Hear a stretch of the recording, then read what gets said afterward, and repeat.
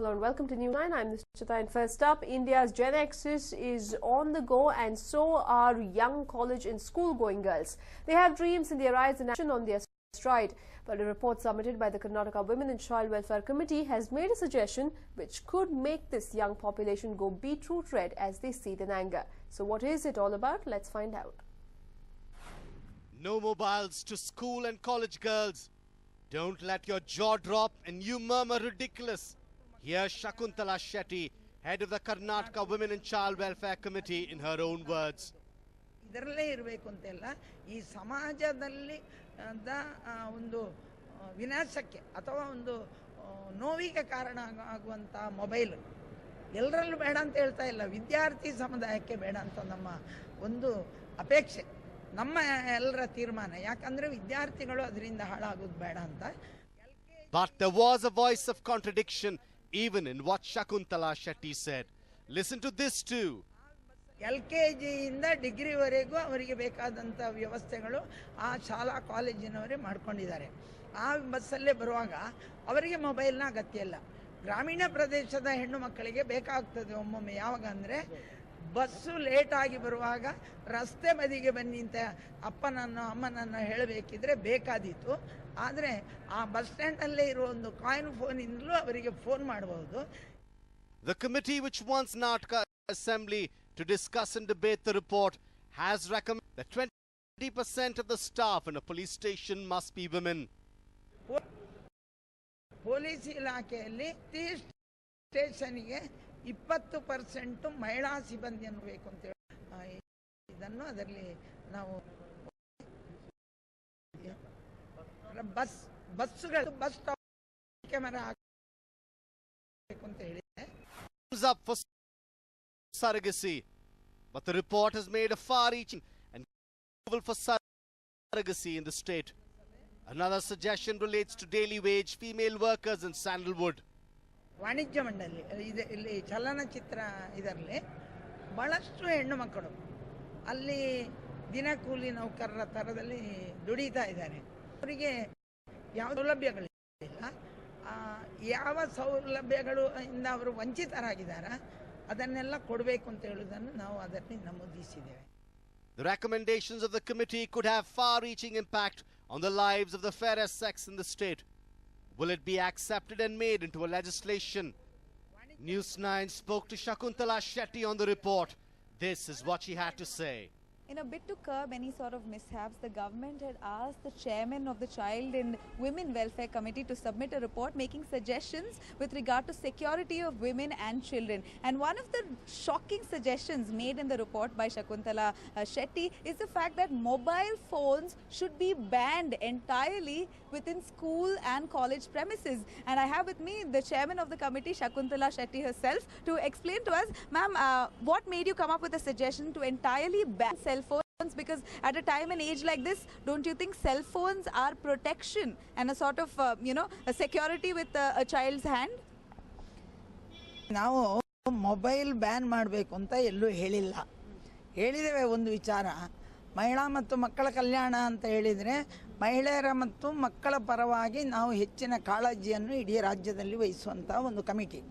ಅದರಲ್ಲಿ ಬಂದಾಗ ಮಕ್ಕಳ ಅತ್ಯಾಚಾರ ಮಕ್ಕಳ ಮೇಲೆ ಬರ್ತಾ ಇದೆ. ಅದು ಕೆಲವು ಎಲ್ಲದಕ್ಕೂ ಮೊಬೈಲ್ ನಿಷೇಧ ಮಾಡಿದರೆ ಅವರ ವಿದ್ಯಾಭ್ಯಾಸಕ್ಕೆ ಹಾಗೂ ಅವರ ಇಂಥ ಯಾವುದು ಕೆಲವು ಪ್ರಕರಣಗಳು ನಮಗೆ ಸಿಕ್ಕಿದ್ವು. ಏನು ಅಂತ ಹೇಳಿದರೆ ಮಿಸ್ ಕಾಲಿನ ಹಿಂದೆ ಹೋಗಿ ನಾವು ಅದರ ಈ ಪ್ರಕರಣ ನಡೆಯಿತು ಅಂತ ಹೇಳುವಾಗಾಯಿತು. ಅದಕ್ಕೆ ಅದರ ಬಗ್ಗೆ ಹೆಚ್ಚಿನ ಮಾಹಿತಿ ಇಲ್ಲದಿರುವ ಕಾರಣ ಸಣ್ಣ ಪ್ರಾಯದ ಮಕ್ಕಳಿಗೆ ಅದನ್ನು ನಿಷೇಧ ಮಾಡೋದು ಒಳ್ಳೆಯದು. ಅವರ ಗುರಿ ವಿದ್ಯಾಭ್ಯಾಸದ ಕಡೆಗೆ ಮಾತ್ರ ಇರಬೇಕು ಅಂತ ಹೇಳುವಂಥದ್ದು ನಮ್ಮ ಅದೇ ನಮ್ಮ ಪ್ರಥಮ ಇದಲ್ಲ ನಮ್ದೇನು. ಆದ್ರೆ ನೀವು ಬ್ಯಾನ್ ಮಾಡಬೇಡಿ ಅಂತ ಹೇಳಿಲ್ಲ, ಆದ್ರೆ ನಿಮ್ಮ ರಿಪೋರ್ಟ್ ಅಲ್ಲಿ ಕ್ಲಿಯರ್ ಆಗಿ ಬರ್ದಿದೆ ಬ್ಯಾನ್ ಮಾಡಿ ಅಂತ. ನೋಡಿ, ನಾವು ಕೊಟ್ಟಾಗ ಅದು ಕೊನೆಯದ್ದು ಬರೆದಿದ್ದೇವೆ. ಅದಕ್ಕಿಂತ ಹೆಚ್ಚಿನದು ಈ ರಾಜ್ಯದ ಮಹಿಳೆಯರ ಪರವಾಗಿ ಬಹಳಷ್ಟು ನಾವು ಬರೆದಿದ್ದೇವೆ. ಶಾಲಾ ಕಾಲೇಜುಗಳಿಗೆ ಹೋದಾಗ, ಯಾಕಂದರೆ ನಾನು ಶಾಲೆಯಿಂದ ಬರುವಾಗ ಕಾಲ್ ಬಂತು, ಇಲ್ಲಿ ಬಂದು ನಿಲ್ಲು ಅಂತ ಇತ್ತು, ಹಾಗೆಲ್ಲ ಹೇಳಿದಾಗ ಬೇಡ, ಹೆತ್ತವರ ಮಧ್ಯದಲ್ಲಿ ಮಾಡಲಿ. ನಾವು ಯಾವುದು ಇದೆಲ್ಲ ಅಂಥ ಮಕ್ಕಳಿಗೆ ನಿಷೇಧ ಅಂತ ಒಂದು ಪಾಯಿಂಟ್ ಅದರಲ್ಲಿ ಸೇರಿಸಿದ್ದೇವೆ. ಅದಕ್ಕಿಂತ ಹೆಚ್ಚಾಗಿ ಪೂರ್ತಿ ಮಹಿಳೆಯರ ರಕ್ಷಣೆ ಬಗ್ಗೆ ಇರುವಾಗ ಇದನ್ನು ಮೊಬೈಲ್ ನಿಷೇಧ ಅಂತ ಹೇಳಿದರೆ ಪೂರ್ತಿ ನಿಷೇಧ ಮಾಡಬೇಕು ಅಂತ ಹೇಳಿದರೂ ಆಗೋದಿಲ್ಲ.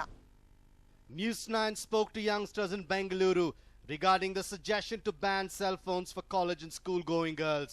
Well, not many were open to it. I think the cell phones are the necessity nowadays.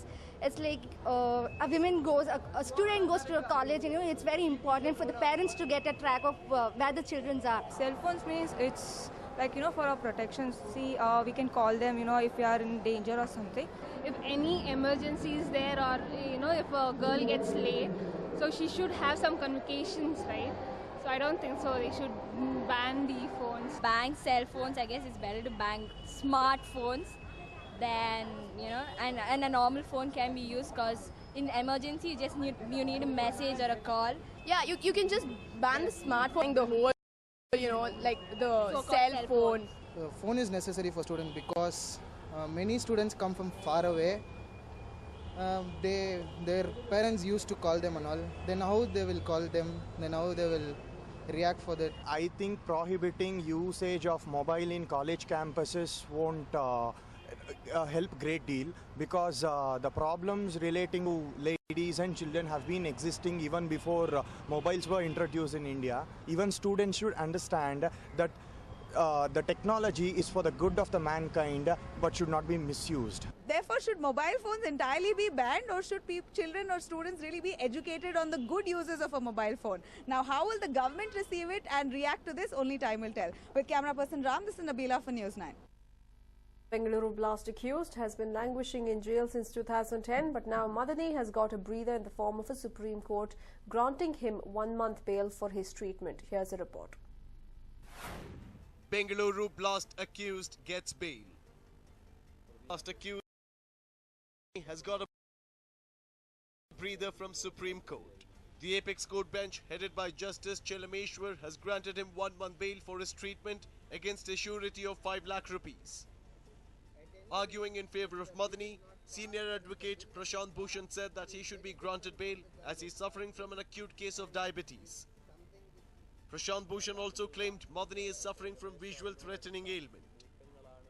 Bhushan then argued that it would be difficult for him to undergo an operation if he stayed in jail. Meanwhile, the government opposed granting of bail to Madani.